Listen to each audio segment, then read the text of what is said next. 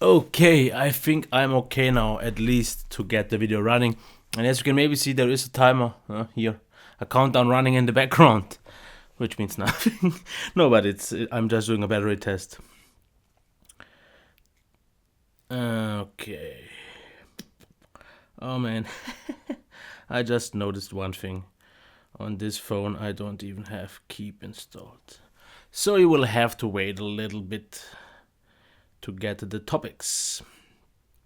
But actually, what I wanted to talk about first, my first topic would have been, I kind of remembered because I looked at it yesterday, but I have no idea what it exactly was about. It was the topic YouTubers' life, and I have no idea what I meant. Maybe I meant YouTubers in general or my life as a YouTuber.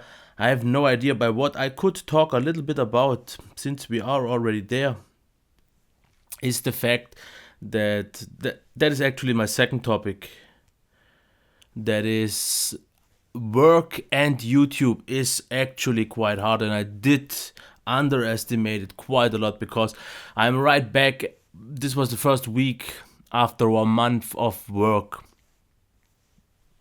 and I am completely, how should I say it? I'm completely exhausted and tired, even though I had a month off. But I made so many videos in this month, and I did so many reviews and ramblings and a lot of the stuff like the PC getting done, reorganizing. I organized my whole new set, my whole studio here.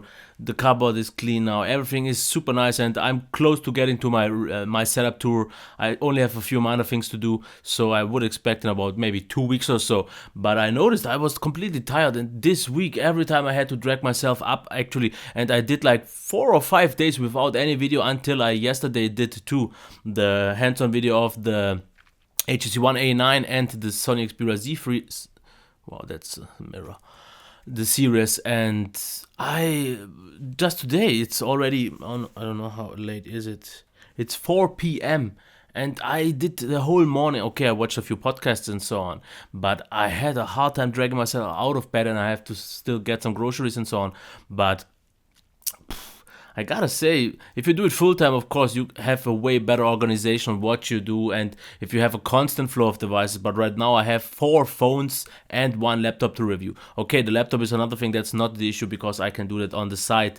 But the phones are also quite good because I mostly review phones as I use them normally, anyways. But having four, okay, I won't use many at a time because that would be just not the right decision. So I have three for 2 weeks. So everyone will get about 4 or 5 days. Should be enough to get enough of a perspective.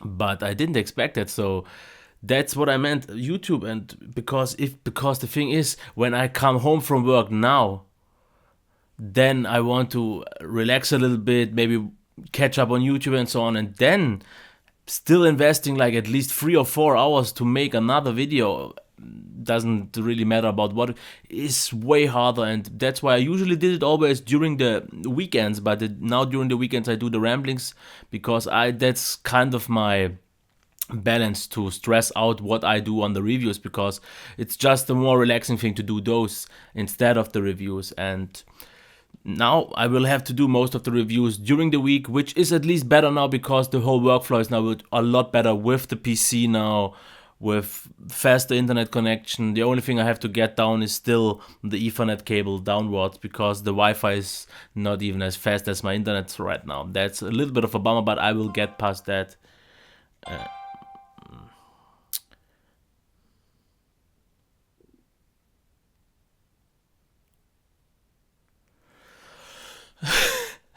Let me actually go back to the topic. So that is something that I definitely did underestimate, and that's maybe the YouTuber's life, because I gotta say the first month of this week or of this year, January, and January is always the month with the lowest view count and all, because when I looked at last year, from December of the year before, I was up. January was way down, and the whole year just went upwards with a little bit of, I think in the summer there was a little bit, or in the fall there was a little bit of a peak, and then it went a little bit down again. And now I'm already at the bottom, and this is not quite what I wanted, because that's something you have to get used to if you are a YouTuber and you have a great December, which was pretty much one of the best months of ever so far. And then getting back to January is always a hard thing, because now you have to adjust to way lower numbers, because for right now still my view count is pretty much the same, but the income or the revenue has dropped to a third or half, and that is quite a bummer to see, and actually hard to see. Okay, that's not just because the ads get paid better during December. That's the thing, and that's even more so frustrating, because I know the views are still there, but I don't make any revenue off it. Not that that's the hard part, but it's always one thing that I like to look at it, especially looking forward to getting a higher revenue so I can actually buy review units on my own and don't have to wait sometimes, or get the ones that I just can't, because why should I buy a Sony device when I know I can get it from Sony? But it's a different thing, for example, Asus or Alcatel, or all the brands that I can't get my hands on, and that's actually one thing. This year I want to get more brands on board, but the actual issue is not convincing the company to give me something, because usually here in Germany at least it's like that every company has, or pretty much every company, I think so, has a press agency who handles these things.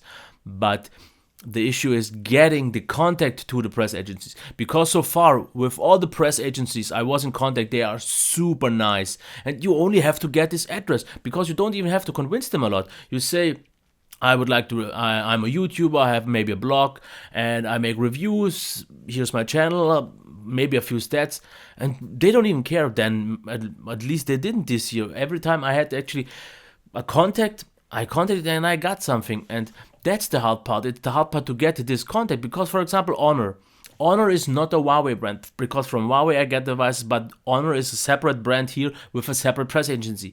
And so far I don't have the press agency contact, because contacting Honor itself kind of doesn't lead me anywhere. I don't get any replies. But if I would just have the address from the press agency, this would make a lot of things easier. And I actually, from one guy, I got like 3 or 4 addresses. Without him, and I wouldn't have gotten these addresses of the press agencies, I wouldn't have the companies on board, because I have no idea how I would have been able to find out these addresses. And that's a bummer, and I have to get actually along, because I haven't gotten anywhere.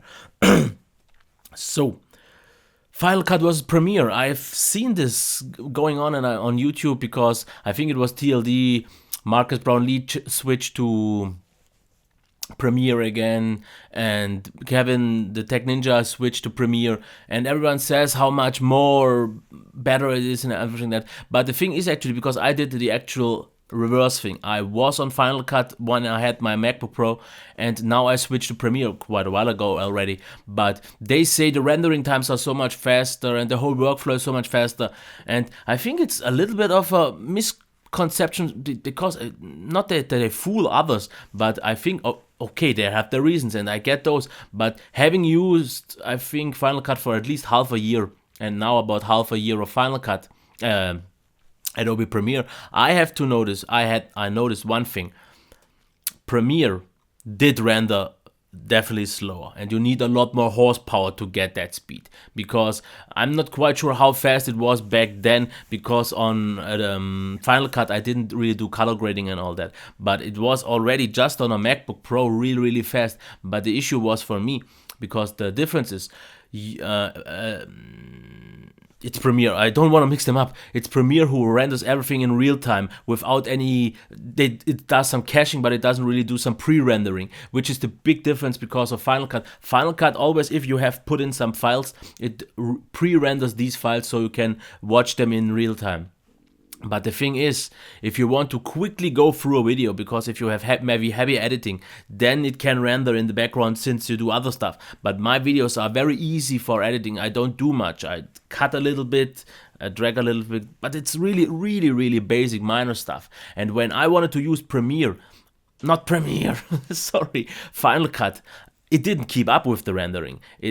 I always had to wait for the rendering, and that did slow me down, because I watch a lot of my videos. I guess most of them, they have B-roll and they just put them in and they don't watch it until they have the final part or recheck something. But I have whole parts and I watch these, and then I need to be able to scrub against through really quickly to see those parts. And that is a lot more efficient for my work style with my basic editing. Maybe it's really the case that if you do heavier editing and still have a powerful PC, then Premiere is a lot, not Premiere, Final Cut. Final Cut is a lot more efficient, but at least for me, I gotta say, I wouldn't switch back to it mostly because of the scrubbing and checking parts and all that. I always had to wait for the render. That was very annoying. So at least for me personally, yes, the rendering time was definitely faster, and Okay, so now a little bit about something on CES to make it actually quite quick.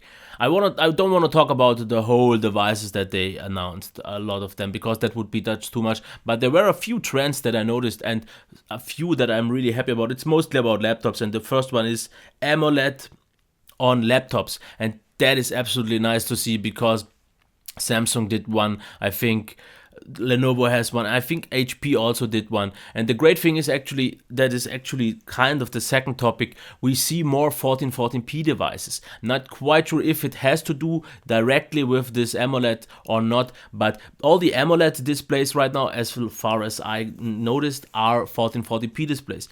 And on Windows, on a 13-inch or 15-inch device, is still a way to go, because 4K on these devices still, because of the scaling of Windows, just not the perfect solution. And last year when I reviewed either a 1080p device or a 4K device, I always said I would have wished for the sweet spot of 1440p because you have less issues with scaling, the performance is better, and it's still a lot sharper than, for example, 1080p. And it seems that a few companies did get that. They make more 1440p devices. Dell told me, for example, it just have what they have available, and they said no one really makes 1440p panels anymore in the ratio that or in the amount that they would need. So they went with 4K because everyone goes to 4K trend, and still for the low end device 1080p. I think, at least I hope so, that 1440p with AMOLED will get a high, because those panels will be amazing. Of course, burn-in is still maybe a possible thing, but I think they are so much advanced in this point here that it's not really an issue anymore. I think they got it quite okay these days and figured out that at least it will be less noticeable. And for example, there is this Dell 30-inch OLED monitor with 4K, and they have some kind of technology that is pixel shifting, so every pixel is slightly moving once still, so there shouldn't be a burn-in. Not quite so sure if that has an impact in the video quality itself or the picture quality, but I don't think so, because it must be some minor shifting and you won't notice these minor pixels anyways. So I think that's definitely the way to go for.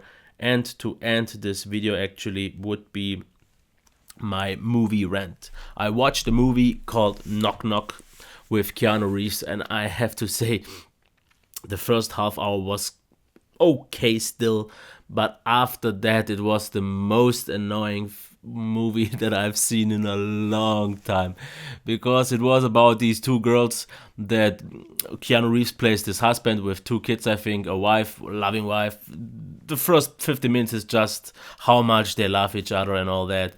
And then they go on a vacation, but he has to stay home because he's an architect and has to work over the weekend. And then these two chicks come, like 20 years old, both completely wet because it's raining outside, and they wanted to a party, don't find the address and so on.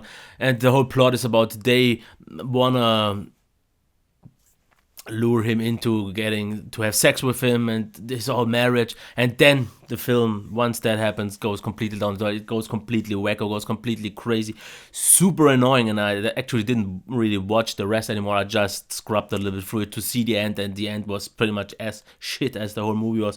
So if anyone saw that, yeah, I think you think the same, and if you didn't, then I am recommending you not to do so. Yeah. Wow, that is bad. That is bad. If you actually want to know what I'm talking about, just doing the charging test for the Z3, and in 30 minutes it charged 26%. So I have no idea why they don't use quick charge.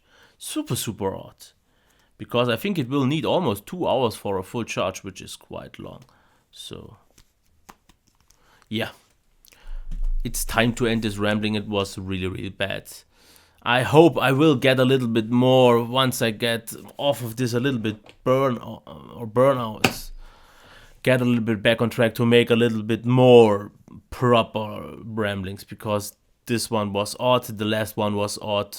The views showed me this, the comments showed me this, and I just hope I don't lose too much subscribers, because I noticed this year the ratio is already higher. My unsubscribe to subscribe ratio is higher than it was usually. I mean, I think I posted this on Google Plus. Last year, for the whole year, it was every 5.5 new subscribers, I lost 1 subscriber. This year, I'm at about 3.5 or 3.8. That is a lot worse, and I hope this is just a January thing. And I hope I will cover it, because these ramblings are the main reason why I lose so many subscribers. Because of course, if you watch any other YouTube channel, a tech channel, it has only reviews. Some of them have maybe, if they are bigger, have this weekly show, like a weekly podcast, and they can live with that. They are actually good with that. But every time I release a rambling, I see constantly people dropping, because they only subscribe for the reviews and see this of kind of a spam, because it's super unprepared, not really, sometimes really reasonable. And yeah, and I think I won't even include any topics this time, because I'm just too lazy to get that done. But yeah, so that's it for the really odd one, and I did get in time for the timer, so I will quit this now. Until next time, bye.